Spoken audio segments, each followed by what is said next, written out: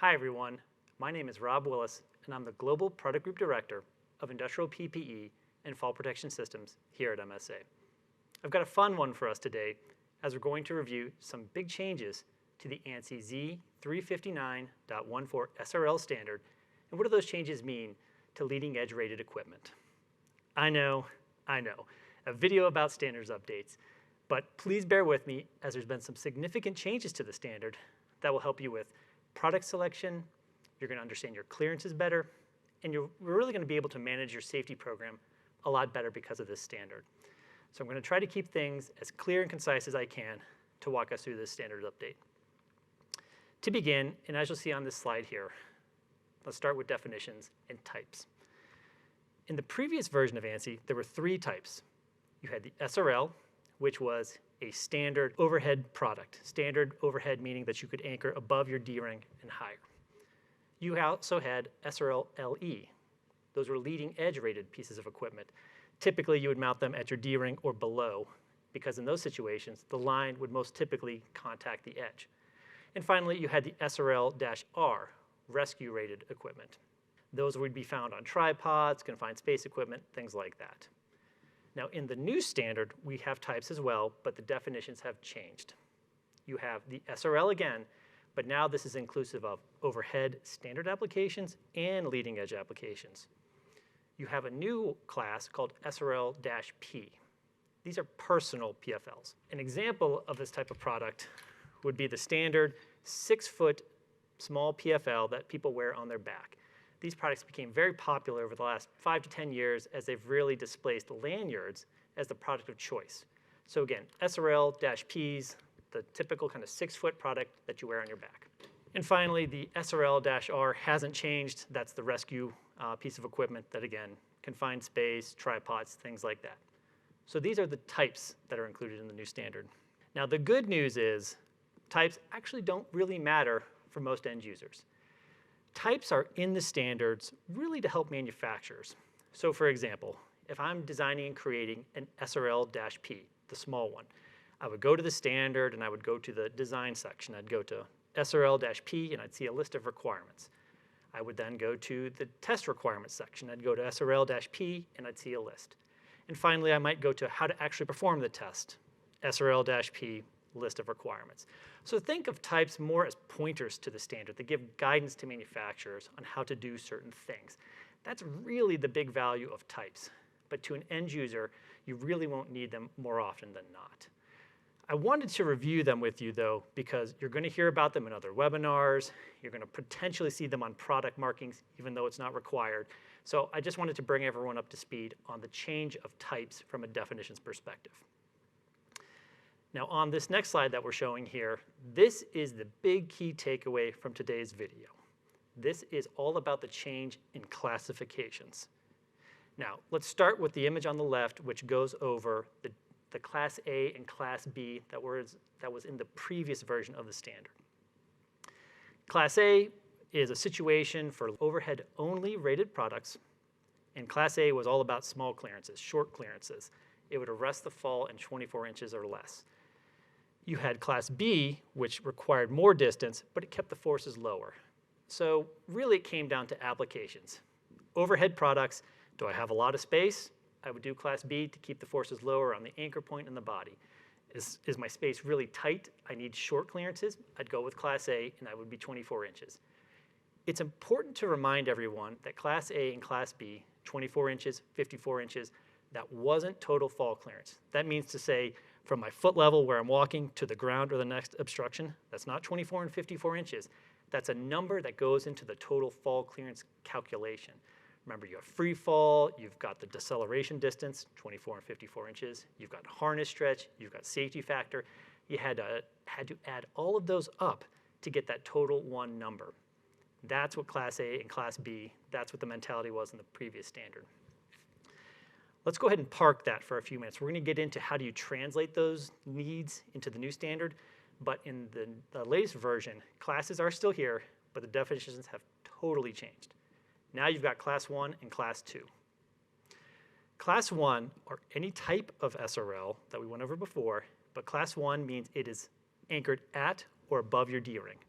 at or above your D-ring. And when you anchor or tie off at or above your D-ring, the line that comes out of the product is less likely to contact an edge. It might brush up against one, it might have some contact, but when you anchor up high, that's a standard overhead type of situation. Class 2 is anchoring at or below your D-ring. And when you anchor or tie off at or below your D-ring, there's a really good chance that that line is going to contact an edge. So simply put, Class 1 is now the new standard or overhead type of product. Class 2 is leading edge. It's kind of as simple as that. Class 1, overhead, Class 2, leading edge. That is the key takeaway of this video. We're going to get into what changes with the Class A and B so that you understand how to do your clearances here in just a minute. On this slide that you'll be seeing, 3 product pictures to kind of tie it all together. We'll start from our left and work to the right. The first picture is a 30-foot SRL. So it's an SRL for the type, and Class 1 meaning it's overhead, so that product can only be mounted up high. In the middle, you're going to see a Type P product, an SRLP Class 2, meaning I wear it on my back, it's personal, and Class 2 means I can tie off at my D-ring or below, the leading edge. And the final picture you'll see on the right is an SRL Class 1. This is a rescue type of piece of equipment. Again, this would be mounted on a tripod, confined space equipment, or a davit, things like that. So here's some pictures of products and how you would have types and classes associated with them. On this slide is the next big key takeaway, and this will tie in that Class A, Class B, how do I go from that mentality to the new standard? Let's start on the left again, though, and you're going to see 2 labels, again, Class 1 and Class 2. Today in the ANSI suite of standards, if you look at .11 for harnesses, there's a standard label you will see on all harnesses, that first label that will talk about the harness and its capabilities and its weight capacities. If you look at .13, energy absorbing lanyards, again, standard labels there around, is it a 6-foot freefall product or a 12-foot freefall product? I think the really good thing we've been doing is standardizing the look of labels so that safety managers, end users, can just quickly glance at the product and know exactly what it can do. These 2 labels, Class 1 or Class 2, for the first time will be standard on SRLs. So anything that meets that new ANSI .14 standard will either say Class 1, so you'll know it's overhead, or Class 2, it will be leading edge capable. So a really quick way to see the capability of the product. That's the first big labeling change. Now on the screen as well, you're going to see Class 2 and examples of clearance charts. This is really about the transition of Class A and B clearances to the new standard. When you look at the example in the middle, and these are just example charts, these are not required to look like this. That middle chart would go on an SRL. Again, it's a bigger unit, so you have more space. With that bigger space, we are required to put on a chart that will explain how much distance do you need from that working surface down to the ground. So if I tie off 6 foot over or 6 feet back, I might need, and I go to the chart, 15 feet or 20 feet or 25 feet. The good news is that chart, once you've mastered it, is the one number you need to know. That is the distance from your working surface to the next obstruction or to the ground.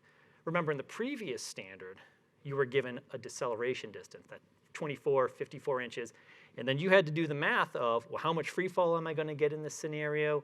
How much harness stretch should I count for? What's the safety factor? Do I add 24? Do I add 54? What number do I put into the whole thing? The good news about the new standard is that these charts are required, and while it might take a little bit of time to learn the chart, once you can understand it, that one number will be much easier to teach your team. The example on the right then as well would be another similar chart found on the personal products. Because they're a little bit smaller, the chart requirements are a little bit different, but same mentality. Once you learn that I tie off up and over here, that number that you see in the chart, that's the distance you need from the ground down or the ground to the next obstruction. It's really that simple. So I recommend spend some time with the charts when you get the products. Call the manufacturer, customer service, training, if you have questions, because this is going to help you transition from a Class A, Class B to what product do I need? This is the clearances, this is the situation I have. Big change in labeling. On this next slide, and this is the final point from a labeling perspective, you're going to see an orange warning card associated or included with every Class 2 product. Why is this card in there? Well, the ANSI committee wanted to reinforce that while Class 2 is more capable, more durable, more robust, It's not an end-all be-all solution. We want to make sure everybody understands that just because you bought a Class 2 product doesn't mean you're invincible. It doesn't mean you don't have to use the instructions. You don't have to talk to the manufacturer about certain applications. I personally believe Class 2 products are the safest in most applications, but you need to understand that the standard only tests over steel edge, for example. It doesn't go over concrete, timber, steel, corrugated roofs, things like that. Those aren't part of the standard. So there are just limitations you need to understand. So the card is included in the product as a reminder that this isn't an end-all be-all type of product. In that vein, I'd like to spend a few minutes, and on this slide you'll see what is it that makes Class 2 or leading edge products unique. I wanted to go over the science behind what's happening in a fall event, and why do I personally feel that leading edge products are so capable and durable. Well, what happens in a fall event? And to begin on a design perspective, all leading edge Class 2 will have the energy absorption at the person. So in this product, which you would wear on your back, on the back of the harness, this pack, the energy absorber, would be at the person. On the screen, you will also see an example of a large SRL, and at the snap hook, you'll see a black energy absorber. That connects to the back D-ring. Again, the energy absorber is at the person. So whether it's a personal or a big SRL, energy absorber is at the person. And why does that matter? Well, this screen will show a visual of what's happening in a fall event. As you can see, if you take a normal standard Class 1 SRL and you anchor it down at your foot level, back against a wall, in a fall event, that line is going to come out of the unit, over the edge, and attach to the person. In those situations, the line, as it's going over the edge, it gets caught, it snags, it can become damaged. A lot of things happen. It's not a nice, smooth transition of the line over the edge. And when it gets caught and snagged, the forces get a lot higher from the edge of the building down to the person. Those forces can get so high that the cable or the web, the line constituent, can break. And that's the really bad situation we're trying to prevent. You can see that on the image on the right. That's where the forces get really high and they can break. So back to the energy absorber. On this image, you can see now we have a leading edge rated product tied down at foot level. And in this situation, the same thing is going to happen to the line. It's going to go over the edge. It's going to get caught. It's going to get snagged. Things are going to happen. But because the energy absorber is at the person, now as that forces build up, the energy absorber is right there to help absorb those forces. And that puts the PPE in the best position possible to stop the fall event. And that's what you're seeing on the image on to the right. So that's fundamentally what makes leading edge so different from a design and a performance application. Energy absorption is typically at the person, absorbing the forces over the edge where the line can get snagged and caught up. That's why it's such a robust product. On this screen, I wanted to show a little bit more insight into the actual test. So the image on the left are bird's eye views of the test situation. So the image on the left again, you're going to have an SRL. You're going to pull the line out. You're going to see the edge shown right there. The weight is going to drop. The line's going to go over the edge, and the product has to arrest the fall. Now that edge is steel. It's 0.005 of an inch radius. That radius is about as sharp as a knife, so it's incredibly sharp. That's one event. The image on the right shows what's called an offset drop. And in this situation, the product's mounted back on a wall, you're going to pull the cable out, and you're going to walk over 5 feet. So it simulates a swing event if you were to walk to the side of a building and accidentally have a drop event. In this situation, we're actually testing the cutting resistance of the cable or the web, the lifeline, because it's kind of grinding across that edge as the fall event's occurring. So the first test, you're looking at tensile strength. The second test is really about cutting strength. Those two types of tests make leading edge completely unique. They're done in all conditions of ambient, cold, hot, and wet. At this point, it is important to remind everyone, we only test over steel. The standard does not require concrete, again, lumber, rebar, corrugated steel, anything like that. Now, many manufacturers are doing additional testing of their products against different substrates, and I recommend you reach out to those manufacturers to understand the product performance. I do believe the next revision of ANSI will start to include standard testing of other materials, but that's a few years away. And finally, I'd like to review some more behind-the-scenes changes to the standard that you might find helpful. In the previous version of .14, to be able to rate a product to 130 to 310 pounds, manufacturers did a drop test with 282 pounds of steel mass.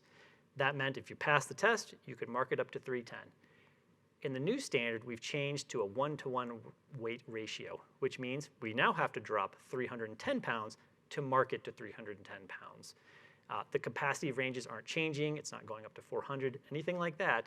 But to mark it to 310 now, we have a more severe test. So it just creates more durable, robust, capable products.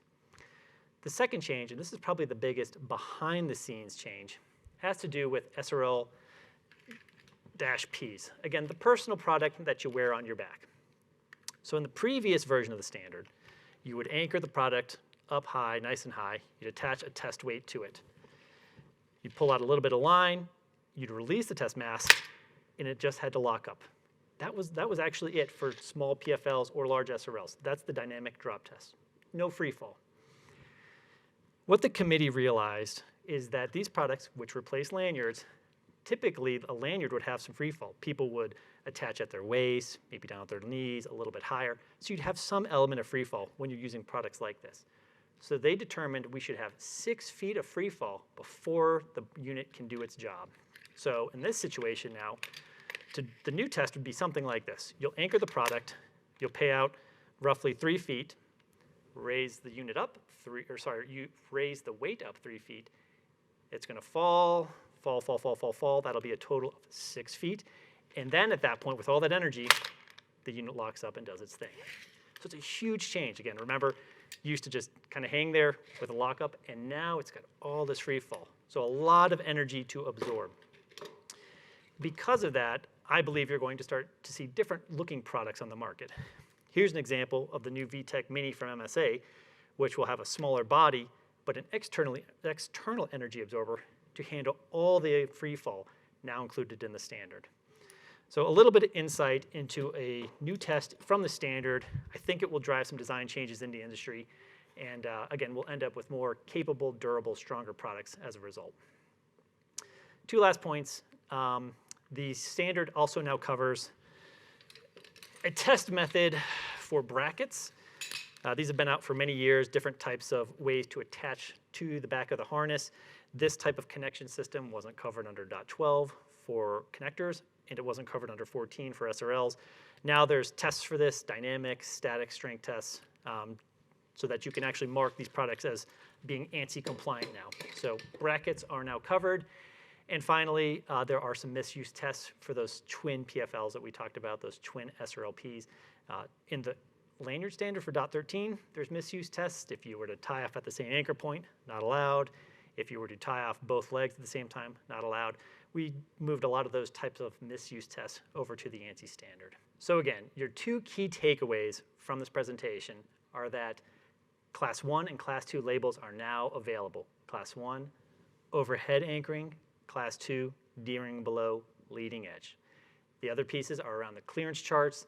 Learn them, reach out to your manufacturer. There's a lot of good information in those clearance charts. And that really wraps it up. If you have any questions, please check out www.msasafety.com. Reach out to your local sales associates if you need some help, or contact me, Rob Willis. Anything I can do to help. Thanks. Bye.